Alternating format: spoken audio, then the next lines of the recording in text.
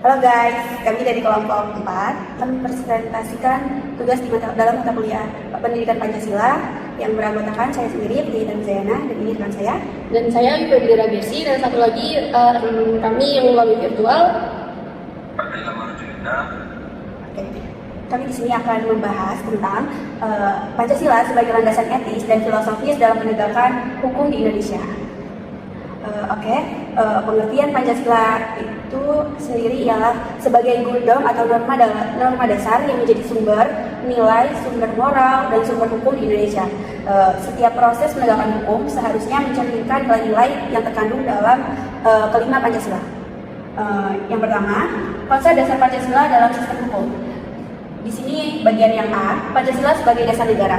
Pancasila sebagai dasar negara sendiri merupakan menjadi sumber dari segala sumber hukum nasional, menjadi pijakan dalam perumusan Undang-Undang Dasar 1945, kemudian peraturan perundang-undangan hingga kebijakan publik.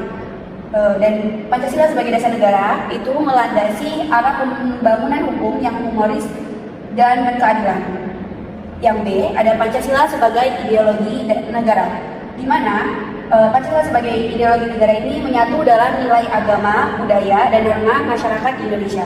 Kemudian menjadi pedoman dalam perilaku aparatur penegakan hukum. Yang C, fungsi Pancasila dalam penegakan hukum. Yang pertama, Pancasila sebagai dalam penegakan hukum itu memberi nilai dasar dalam keadilan, kesetaraan, kebersamaan, kemanusiaan, dan ketertiban. Kemudian Pancasila dalam penegakan hukum juga mengarahkan hukum agar tidak legal formal tapi juga etis. Jadi dia berkeadilan dan berkemanusiaan. Selanjutnya nilai-nilai Pancasila dan relevansinya dalam penegakan hukum. Yang pertama dalam sila pertama, ketuhanan yang Maha Esa, di mana penegakan hukum ini harus menjunjung nilai moral, kejujuran, dan integritas. Hukum tidak boleh berpihak, mengandung diskriminasi atau melanggar nilai kemanusiaan. Yang kemudian dalam sila kedua, kemanusiaan yang adil dan beradab, di mana proses hukum ini wajib melindungi hak asasi manusia atau HAM. Kemudian aparat hukum atau polisi, jaksa, dan hakim harus menghindari kekerasan dan wajib memperlakukan tersangka secara manusiawi. Sila ketiga, persatuan Indonesia, di mana penegakan hukum ini harus menjaga keutuhan bangsa dan mengatasi konflik dengan adil, di mana tidak boleh ada perlakuan hukum yang diskriminatif berdasarkan karena suku, agama, ataupun latar belakang. Selanjutnya dalam sila keempat, kerakyatan yang dipimpin oleh hikmat kebijaksanaan dalam permusyawaratan perwakilan, di mana dalam sila ini menjelaskan tentang proses penegakan hukum harus transparan, akuntabel, dan melibatkan musyawarah. Kemudian, pembentukan hukum juga wajib melalui perwakilan rakyat atau DPR dengan asas demokrasi. Yang terakhir, dalam sila kelima, keadilan sosial bagi seluruh rakyat Indonesia, di mana hukum ini harus menjamin keadilan merata bagi seluruh warga di Indonesia. Tidak boleh ada kelas sosial tertentu yang kabel hukum, kemudian menghapus ketimpangan akses hukum bagi kelompok lemah dan rentan, dan yang terakhir, mendorong reformasi lembaga penegakan hukum. Selanjutnya akan dijelaskan oleh rekan saya, Adai, silahkan. Selanjutnya, persepsi Pancasila terhadap masalah penegakan hukum di Indonesia. Ada tantangan yang terjadi, penegakan hukum ada sering lemah terhadap pelaku berkuasa atau untuk berlaku dan tajam ke bawah. Setidaknya tinggi kasus korupsi dan suap dalam proses penegakan hukum dan ketidakadilan bagi kelompok miskin dan rentan. Lemahnya pengawasan internal dan eksternal. Selanjutnya, standar dalam bernilai Pancasila tidak ada diskriminasi dalam hukum, aparat penegak hukum berintegritas tinggi, hukum memberi rasa aman dan keadilan kepada seluruh rakyat, manusia, hukum berpihak pada kemanusiaan dan martabat manusia. Selanjutnya, bentuk ketidaksesuaian yang sering terjadi. Ada yang tidak kekerasan berlebihan oleh aparat, korupsi aparat, dan diskriminasi hukum.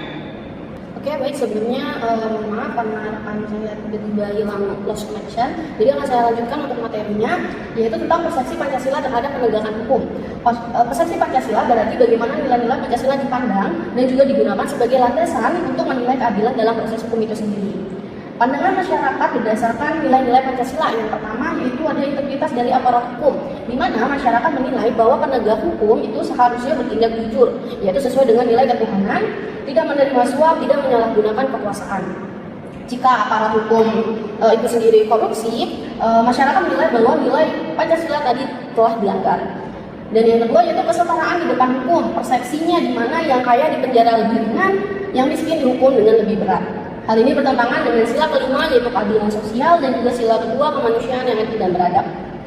Dan yang ketiga, perlindungan tentang hak asasi manusia, di mana masyarakat berharap bahwa polisi tidak menggunakan kekerasan secara berlebihan, proses hukum menghormati hak dari tersangka, warga kecil tidak didiskriminalisasi, di mana jika terjadi pelanggaran dari hak asasi manusia itu sendiri, masyarakat menilai bahwa penegakan hukum yang ada belum mencerminkan dari nilai-nilai Pancasila itu sendiri. Yang keempat yaitu ada kepastian dan kecepatan hukum, di mana masyarakat menginginkan proses hukum yang cepat, jelas, dan tidak berbelit. Terus putusan pengadilan tegas dan tidak berubah-ubah. Lambatnya proses hukum menurunkan kepercayaan publik itu sendiri terhadap sistem hukum yang ada di yang sedang terjadi. Dan yang terakhir ada keadilan untuk semua sosial. Penegakan hukum harus memenuhi keadilan bagi kelompok, baik minoritas, untuk rakyat miskin, korban kejahatan, ataupun dari masyarakat adat. Jika masih ada ketidakadilan, masyarakat akan memandang penerapan dari sila kelima belum dilaksanakan secara maksimal. Oke, untuk materi selanjutnya akan kembali dilanjutkan kepada teman kami yang melalui secara virtual. Untuk ada yang dipersilakan. Selanjutnya harapan penegakan hukum berdasarkan Pancasila. Pertama, humanis, mengutamakan pendekatan kemanusiaan serta melindungi, menjaga kesatuan. Hukum menjadi alat nomor satu, bukan sumber perpecahan. Ketiga, berkeadilan, putusan tidak memihak dan mempertimbangkan unsur kemanusiaan. Keempat, berintegritas, penegakan hukum bebas dari korupsi, kolusi, dan nepotisme. Terakhir, transparan, proses hukum terbuka dan akuntabel.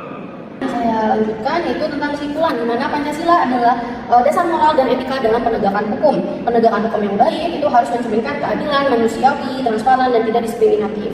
Jika nilai Pancasila tidak diterapkan, maka kepercayaan masyarakat akan turun dan juga keadilan tidak tercapai. Penegakan hukum berkeadilan menjadi kunci untuk menjaga stabilitas sosial dan persatuan bangsa. Untuk penutupannya, yaitu kelompok kami memberikan satu slogan, yaitu ayo tegakkan hukum yang berlandaskan Pancasila. Sekian dari kelompok kami yang sudah menjelaskan tentang penegakan hukum dan penerapan Pancasila, dan saya dari virtual. Sekian, terima kasih. Wabillahi taufiq hidayah. Assalamualaikum warahmatullahi wabarakatuh. Waalaikumsalam warahmatullahi wabarakatuh. Terima kasih guys. Bye bye.